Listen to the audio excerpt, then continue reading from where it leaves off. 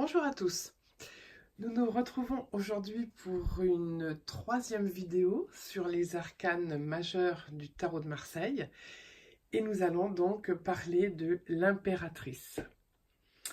Alors, les autres fois, le battleur était venu un petit peu en nombre, la papesse encore plus, mais alors là, je ne suis pas du tout surprise de voir que l'impératrice a mis le paquet.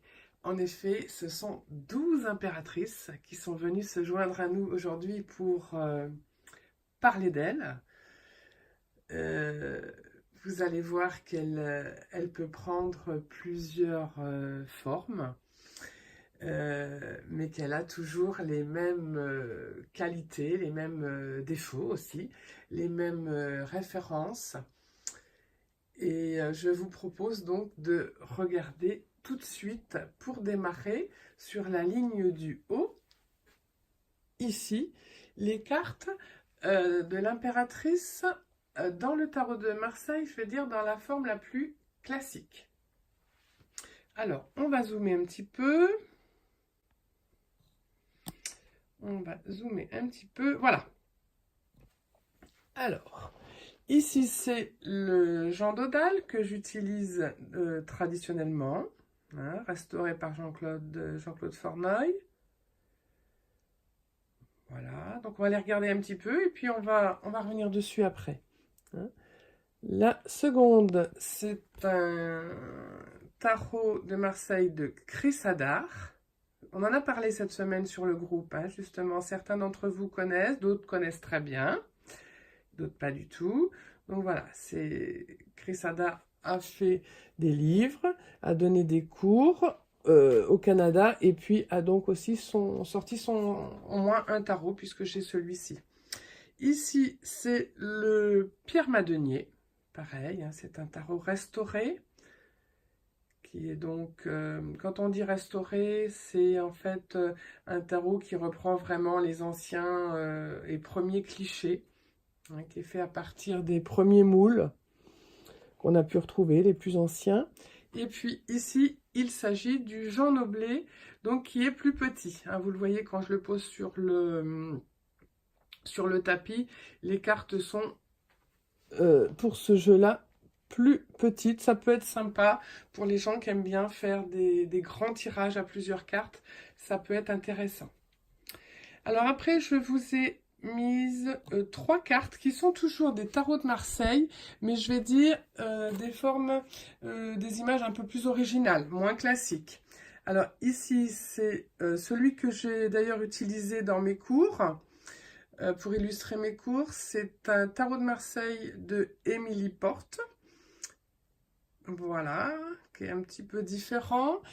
Émilie a fait également celui-ci, qui est très beau, très très beau. Alors ne le cherchez pas, enfin ne cherchez pas ces deux tarots d'Émilie parce qu'ils sont pour l'instant épuisés et qu'elle ne sait pas s'ils seront réédités.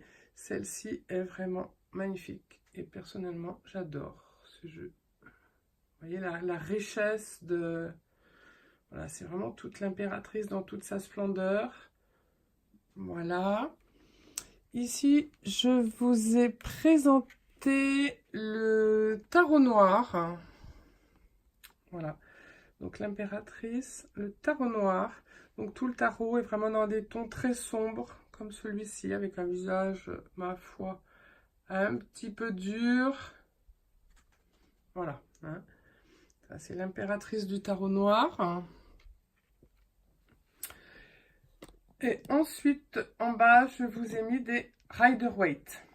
Parce que c'est très joli aussi, c'est très sympa, mais c'est complètement différent, c'est une autre lecture. Alors ici, vous en avez l'habitude maintenant, c'est le tarot d'Alexander Danilov, très coloré, vous voyez, une impératrice, ma foi, qui tient bien son rang, hein, qui est richement habillée, avec beaucoup de bijoux, une belle coiffe, très très belle. Très belle carte avec des épis de blé sur sa robe. Tiens, je n'avais même pas remarqué. C'est vraiment en zoomant comme ça que je vois les détails avec vous. Très belle carte. Après, mon petit tarot des chats mystiques, dont je vous ai mis une carte ce matin. La carte force qui était magnifique, hein, avec ce chat noir et ses petits oiseaux bleus sur le dos. Donc c'est le même jeu. Ici c'est notre impératrice Minette. Et on voit bien son rôle de maternité, son rôle maternel, la bonne maman, la mère nourricière. Très très bien représenté sur cette carte. Ensuite, ici, je vous ai mis... Alors, ce jeu-là, c'est la joie de vivre. Tarot joie de vivre de Paulina Cassidy. J'ai plusieurs jeux de Paulina Cassidy qui sont aussi très beaux. Par contre, alors, vous voyez tous les petits détails. Un jeu très très beau. Toujours l'emblème du féminin ici. Hein. Jeu très beau, disais-je, mais un petit peu compliqué s'il y a beaucoup de cartes. Je ne vous conseille pas pour faire des tirages à beaucoup de cartes. 2-3 cartes, voilà, c'est très bien, mais après, je pense qu'on peut se perdre avec tous les détails. Hein. Ici, ce jeu s'appelle The Star Tarot, la Star, et c'est de Cathy McClellan. C'est aussi un très beau jeu. Ici, ce que j'aime beaucoup dans cette carte, c'est qu'on voit l'impératrice qui prend vraiment toute la place de la carte. Donc, il y a beaucoup d'abondance, beaucoup de richesse. Et puis, c'est une femme qui prend beaucoup de place. Ça va être une mère un peu, je ne sais pas si on peut dire possessive, mais en tout cas très présente, peut-être trop au goût des enfants. En tout cas, voilà, magnifique. Et puis, dernière carte, donc The Dark Mansion Tarot. Pareil, une carte très riche, une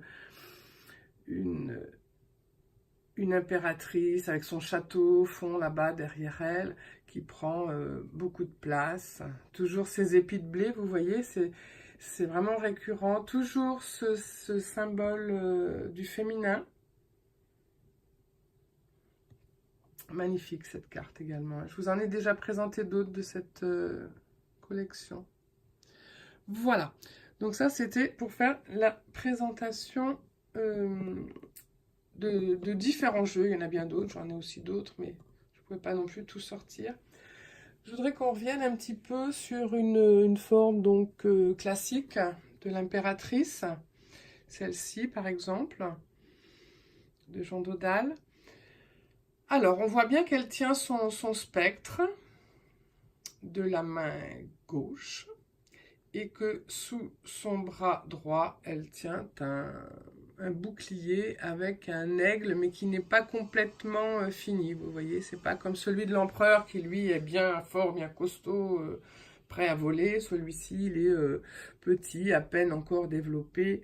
Donc ça nous rappelle justement à son rôle maternel et protecteur que nous montrait très bien la petite Minette dans le tarot des chats mystiques.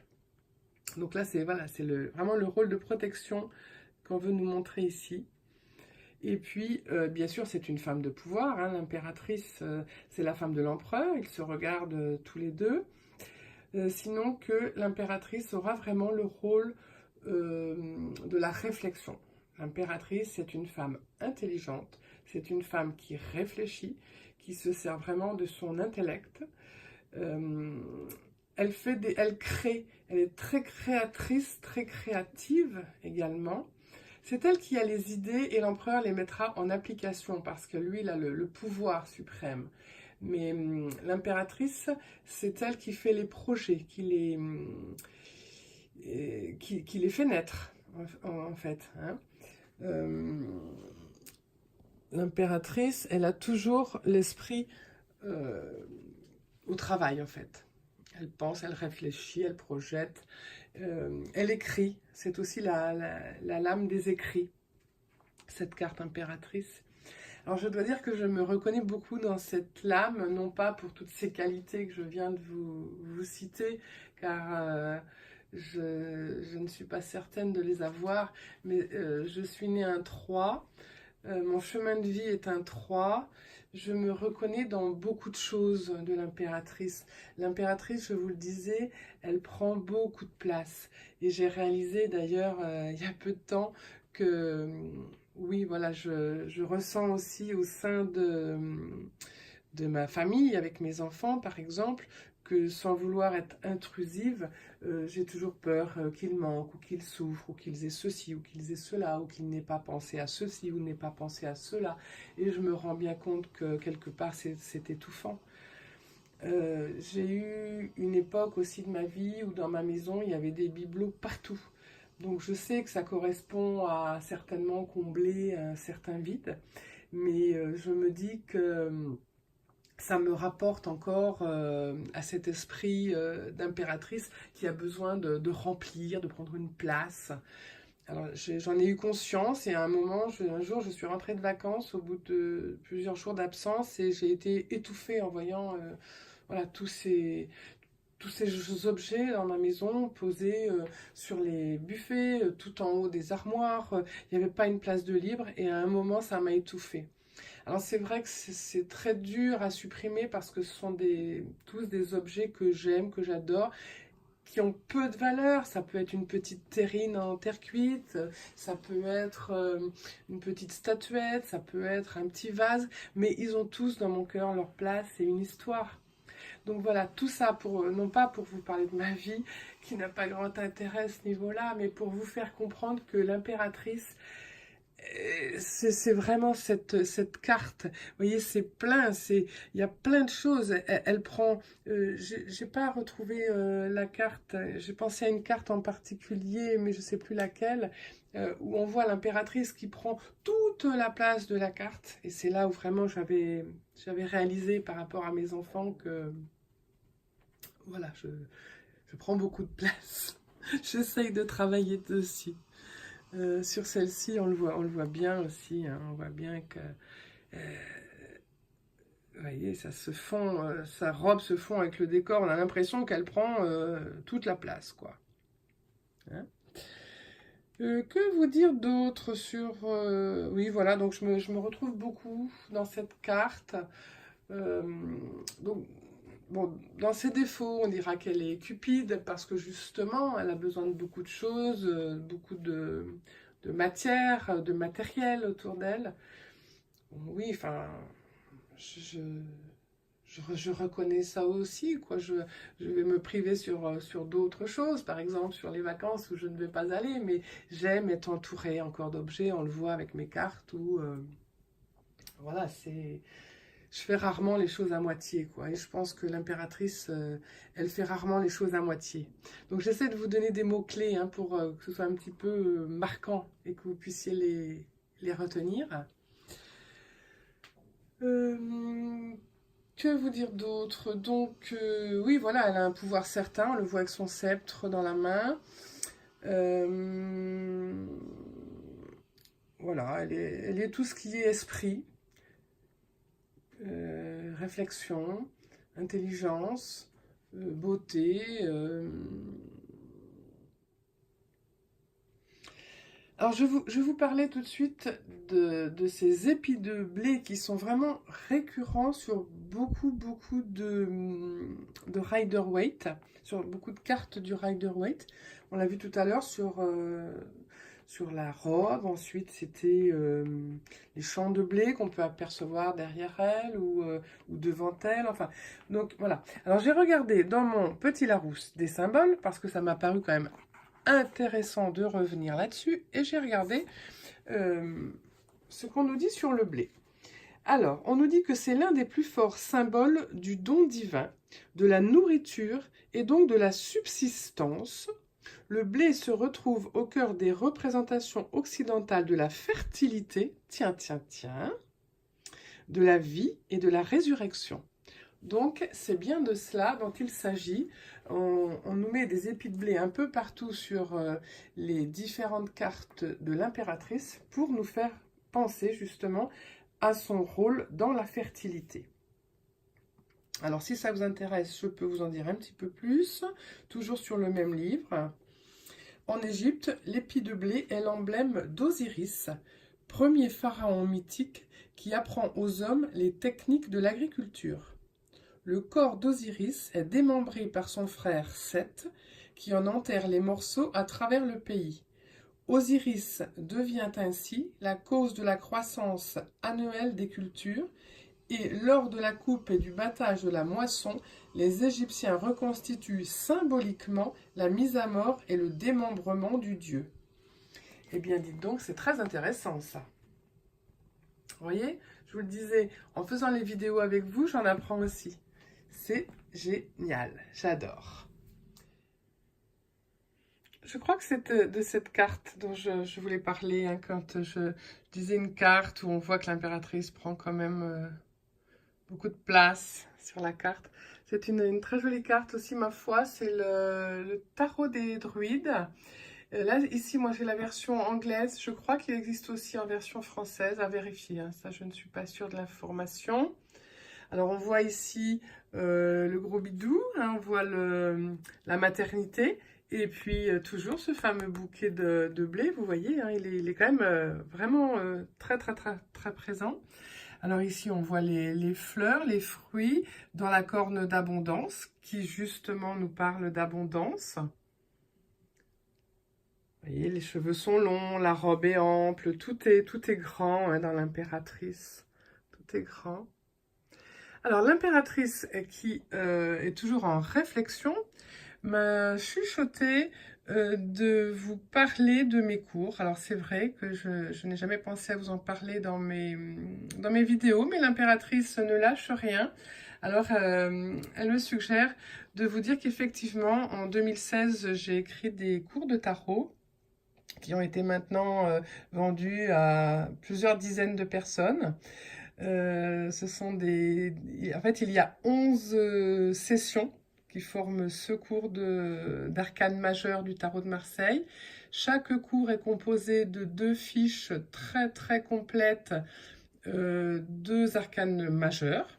Hein, c'est-à-dire qu'à chaque fois, vous avez un peu des références les mots-clés surlignés en gras, vous avez pourquoi ces mots-là, qu'est-ce qui nous y fait penser, on parle des couleurs, on parle des métiers, on fait des associations, on parle de la carte en coaching, la carte en positif, en négatif, etc.